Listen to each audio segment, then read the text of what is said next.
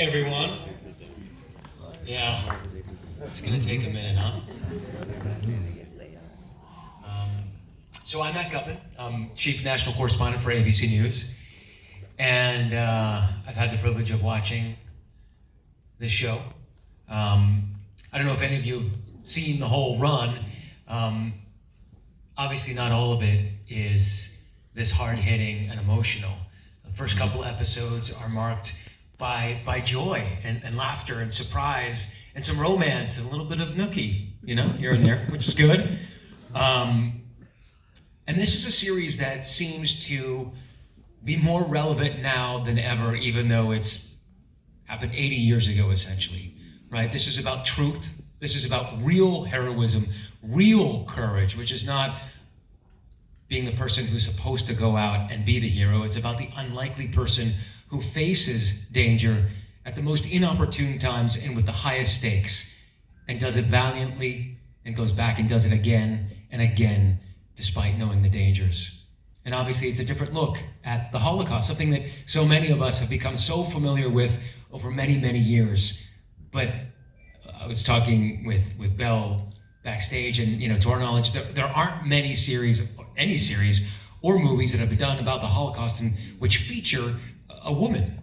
It's from her perspective, and it's from the perspective of what they call a righteous Gentile, someone who went out of their way, risked their lives to save the lives of Jews. So very interesting for me to watch, obviously very emotional as well. Funny at times, which I really liked because it brought these characters to life. So without further ado, I would like to introduce the cast and crew and characters. First, Bel Powley, who's Miep Gies.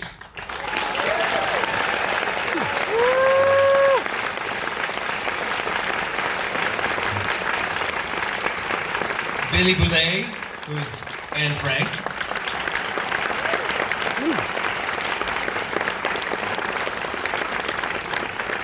Ashley Brooke, who is Margot Frank. Who,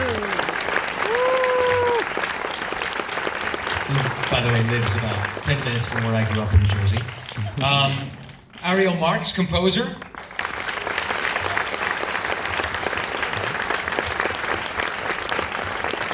Matthew Simonelli, who's the costume designer.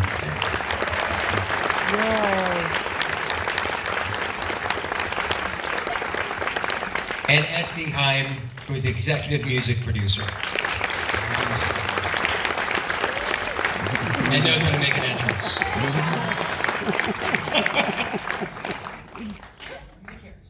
I think I'm sitting at the end. I want you to keep you guys together. Okay. I mean, you can sit there if you'd like, but... Well, I'll be the first to be in the hot seat. That's pretty fitting. Okay, here we go. Bada bing, bada boom. Okay.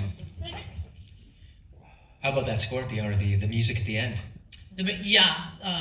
That's King Princess and Orville Peck doing that duet.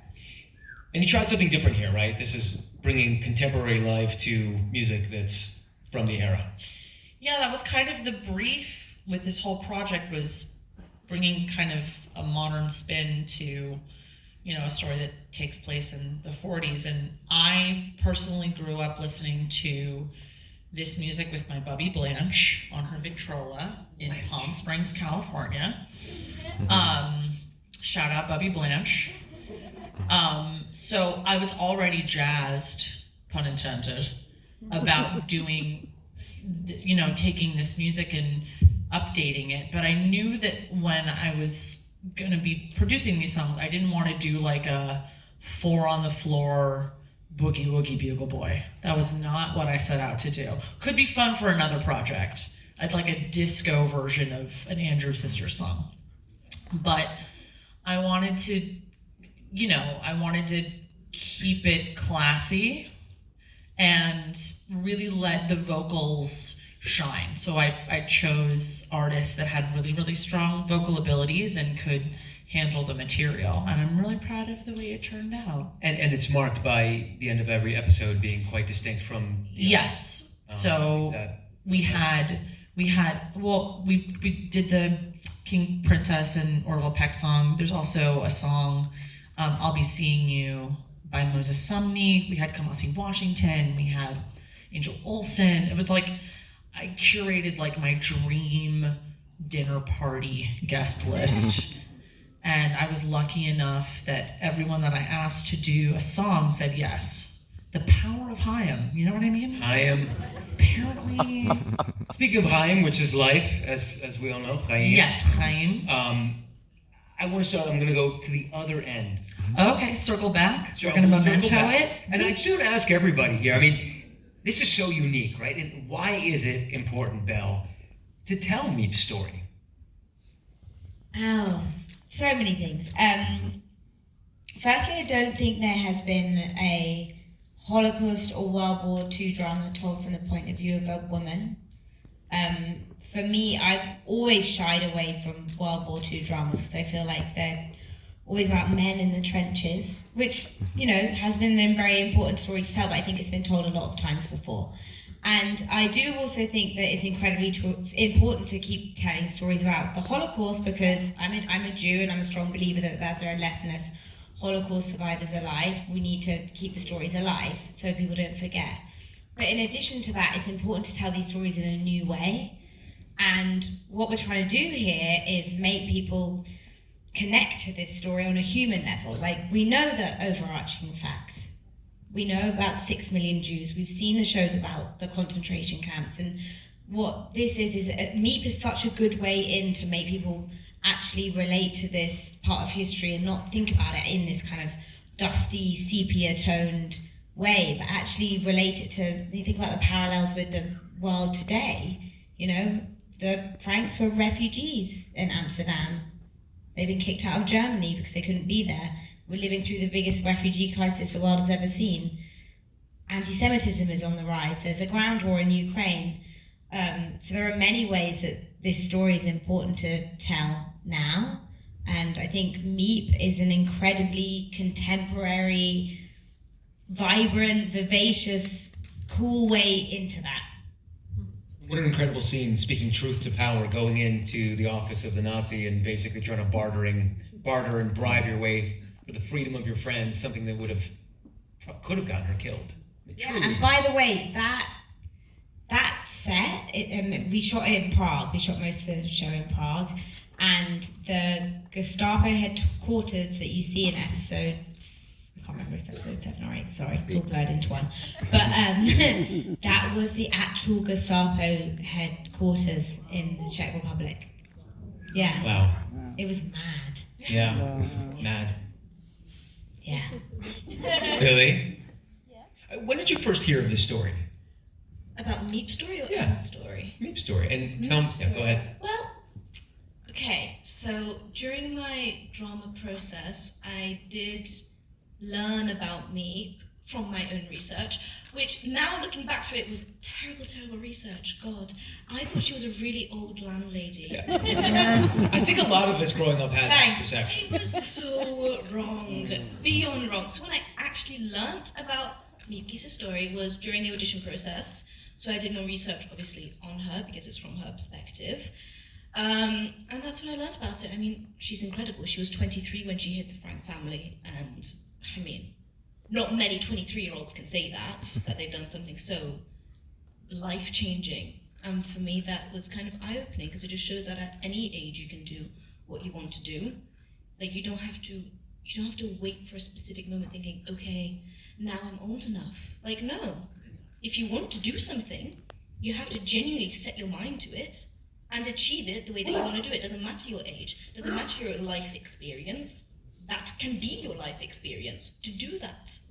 And genuinely, that's what I learned from Miep. At any age, you can do whatever you want. I mean, I think it's an incredible story to be educated on. I think it's important, definitely for now, younger women to be educated on her story, because it can be very eye-opening for them as well. And you may be able to tell why she was cast in the role of Anne Frank. Right? As precocious and as sharp. And one of the things she said is that you didn't have to act all that much to be Anne Frank. Yeah, I really relate to her. Our personalities are kind of similar, which is great. To be fair, during the audition process, I started auditioning as Margot, which, I mean, was great, because Margot is great. But then when they called and said, can you audition for Anne? It felt a lot more natural to me. It was a lot more natural. I mean, I love Anne. She's great. She's wonderful. One of the things that I want Ashley to share with you all is how intimately she knows this story from even before. Your grandmother has a connection to this story that is pretty shocking. Yeah. I mean, I am the granddaughter of a Holocaust survivor, and a lot of my dad's line went through the Holocaust. And it was so special when I got this role. I was able to watch a video testimony of her story because I was too young to hear it when she was alive. And it was recorded through the USC Shoah Foundation, which was wonderful. And I just remember listening to it, and it was such a harrowing testimony. But it reminded me so much of Margot and Anne because she was 14 when she went to the concentration camps. And I also just remembered how lovely she was as a person. She kept talking about those moments of hope that allowed her to survive, which kept bringing me back to what Miep was to the Frank family. And I guess that, made me feel so related to Margot because of that connection. But I also think, when we were first auditioning and when I was reading the pilot episode, I just remembered how relatable everyone felt because of Tony and Joan's incredible writing. And there was this one line from the pilot episode that just stuck out to me so much. And it's when Miep and Margot are going through the checkpoint and Margot says, "Well, Anne has a boyfriend and I don't." And I could relate to that. I mean, I didn't want to relate to that, but I could relate to that. And I think because of that relatability, it felt even a bit more scary because it felt so real. Like, if I was during that time period, this could have happened. So I hope that that's what audiences can take away, is that they feel that there's some sort of relatability to these characters, especially with Miep, and how incredible of a human being she was. Yeah. And just to close the loop on that question and answer, your grandmother was at Bergen-Belsen basically at the same time as Anne Frank, at the same age, which is why it resonated so much with you. Exactly. My grandma could have seen Margot and Anne. We don't know. Ariel and Matthew, we talked about the brief of this, right? So one of the things that so distinguishes this from the Holocaust genre, if there is such a thing, is the texture, the color, the humanity, the sex, the laughter, the humor. And a lot of bringing that about was your roles. Matthew, do you want to start? We were talking about the color and the dresses, and I noticed that when we were talking, there was color, there were patterns. Yeah, I think what I was hired and asked to do is to just make sure that we were bringing life to the table, making sure that there was energy in all the clothes, that they felt lived in, and that we also had brightness, color, texture, and pattern, especially on Belle's character, to kind of keep us going through. One of the things that I think was a real point for me that I really wanted to get across is, getting dressed and being yourself is, in and of itself, is a radical act.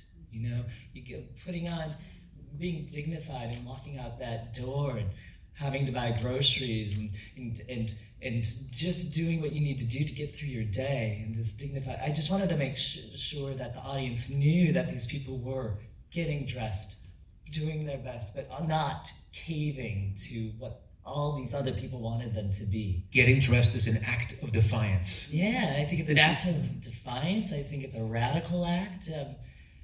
And I think it's important that we all remember that actually every day when we go to work and face anything. I'm sorry, I just want to big Matthew up for a second because I have never worked on a period drama where I felt like the outfits I'm wearing are more tangible.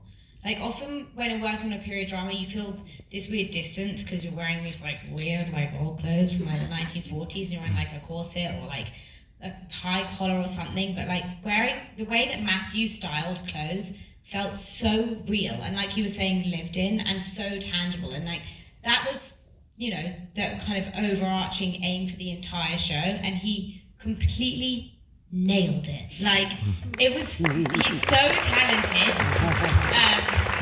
And it made my job so much easier. And that goes for the sets of our show as well. Like, our production designer, who's not here today, but Mark Holmes, he designed these rooms which everything was true to the period, but it just felt so lived in, like you were saying. And I think all of that with your guys' music, it all adds to the kind of aim of the whole show, for it to feel human. Lived in. It's the 2 words of the day. And relatable. Just so it's something that all of us could think about. And one of the toughest briefs was for you, Ariel, because as Miep's character, or as Bel's character, grew and developed into this heroine and grew more and more courageous and brazen, you had to tailor the music to that. So it started as kind of raw, and then it sort of coalesces as the episodes progress. Yeah, and I think, so I was at the end of the line, having seen all of their work and Matthew's work. And so it was so clear how passionate everyone was, and the brief was so clear in every craft. Everyone did an exceptional job of making it feel really contemporary, and yes, lived in. It's a perfect word. My intention was to keep the ensemble as humble as their lives were in the beginning, and to not gloss it over with orchestral forces, to not hide the messiness and the playfulness and the sexiness. So the music does have a lot of playfulness and roughness around the edges. There's a lot of influences from jazz and klezmer and classical. But as the show progresses, and in the 2 episodes you saw, that's still an ensemble of 5 musicians and me. And we, in the way it was written and the way it was performed, it ended up sounding enormous, but also still very accessible. And I think that was what that embodied Miep, in terms of she was still, the music just became more and more like her. She didn't change into anyone but herself, just continuing to say yes. I'm going to toot their horns a little bit here. How many musical instruments did you play? Okay, good. This will be an appreciation moment. I played violin, cello, percussion, and guitar and synths on the score. Ro Rowan was on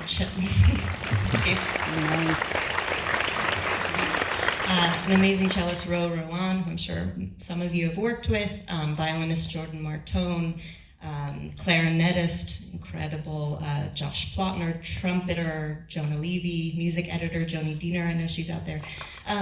So yes, it was a small but mighty force, which I feel like is the ethos of everything on the show. And I'm going to do the same with Matthew right now. Matthew, one of the things that I didn't even think about costume designers is that they're there the entirety of the production, intimately working with the actors and futzing with each and everything and making decisions on the fly. And the way that all of it congeals, it was just eye-opening and so interesting for me to hear. Yeah, I mean, what was kind of fun is, you do all this research and you have all these lookbooks and you have all the clothes and you're getting things made, but at some point, especially when you're in these fittings with each of these actors, you have to throw it all away and just kind of be in the emotional present. You have to be so present right there. Bella always says acting is being present, and in some ways I feel like I'm a method costumer in that way, where I feel like I just need to let it all go and shake it out and get into the fitting and play. And then these amazing things start to happen, and Peter Van Pel's socks that travel from, Peter's wearing these socks, these crazy socks. And then at some point, they travel over to Anne's world, just telling this story of sharing kind of relationships. And maybe you might see them on here, maybe not. You might get a little glimpse of them. But I don't know, those little decisions kind of happening, and that futzing and that thinking and that giving some tools to people to hold on to a little bit, hopefully help them, execute what they need to do. Yeah, and to humanize the characters. Yeah. By literally embodying them in their clothes. Yeah. Bel, was there ever a moment for you when you read the script that you thought, I don't know, maybe this isn't for me? Or were you always like, oh, this? No, I kind of already touched on this point, but when I was offered the role, I didn't know anything about Miep, so I was very interested in that. I'm Jewish myself, so I feel connected to this part of history. And my grandma, who was very important to me, she died in 2020, and I immediately knew this is something she would be very proud of. But my reservations were, I've seen these historical dramas. Like this needs to be different. And I read like the first 10 pages of this, and I was like, I immediately felt so there and so connected, and I immediately thought, what would I do? Like, what would I do? So yeah, there was no real moment that I was like, nah. I think I was pretty much like, 100%. And so what would you have done? I mean, I think we should all think that we would do the same thing Miep did. I think, Miep's like mantra until the day she died was, I'm not special. So the title of our show, A Small Light, comes from a quote that Miep would end her talks with, where she'd say, I'm sure someone's probably already said this today. Maybe they haven't. Okay, she said, you should never think you have to be special in order to help others. Anyone, even an ordinary secretary or a housewife or a teenager, can turn on a small light in a dark room. And, by that she was saying, don't put me on a pedestal, don't call me a hero, like, I'm not special, like, I want you to see yourselves in me. And we all are hardwired to do the right thing, like, we all have that good inside of us, so, I think it can be scary to be, like, putting yourself out there and being like, I would do what Miep did, but I think we all would. I think we're hardwired that way to know what's right and wrong. And yeah, she had a very strong moral compass, and she did it without hesitation. Maybe some of us would hesitate, but I think that we know what's right. We do. Yeah. But what she did is terrifying and super, super courageous. One of the things that it's hard to tell, but maybe you can from them being on stage, but there was massive cohesion off stage as well. Like, they really get along. And when you watch Ashley and Billie hang out, and everybody, really, Bel and everybody, there's this rapport, and you're almost like sisters, the two of you. Like, they were doing dances backstage. They were like, I don't know what that was, but... Well, okay. You spent so many months together. We spent in like one hotel room all the time. We weren't all in one hotel. That was one. Well, I meant in the same hotel. In the same hotel. So and definitely because Ashley and I are the same age, and we're surrounded by 30-year-olds, so you get this different connection of being that's the same age as you. Call them out. But we spent a lot of time together. Every day for 4 months straight. So if you don't make a connection after that. And is that how you were able to step away from the roles and not becoming too immersed in being the Frank girls and Miss Gies? Yeah, I feel like I've learned from making this show that I think that when you're doing a show about something as heavy as this, it brings people closer together. Yes, we're on location in Prague, which always brings you closer together because you're all away from home. But with a subject matter this heavy, it wasn't the kind of show where everyone was in their trailers all the time. Like, also the trailers were horrible. One room, terrible trailers. but for real, like, we were all on set. Like, we were like sitting around chatting and laughing, and like I think we were emotionally looking out for each other. And on the weekends, like, we made sure like we had nice dinners, and we had a fun karaoke party for Liev's birthday, which he actually came to. And I think that's like your subconscious being like, we need to look out for each other, because it's emotionally very overbearing, like being in this world for 4.5 months. So we were like a little family. Yeah, everyone in this cast and crew has just been absolutely lovely, and you don't always get that. And I just want to toot their horns because they are so nice. And Bel, being number one on the call sheet, really set the tone for everyone. So, yeah. Hear, hear.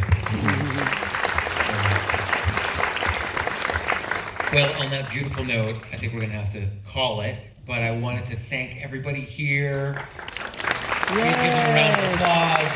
Thank you. Bel and Billie and Ashley and Ariel and Matthew.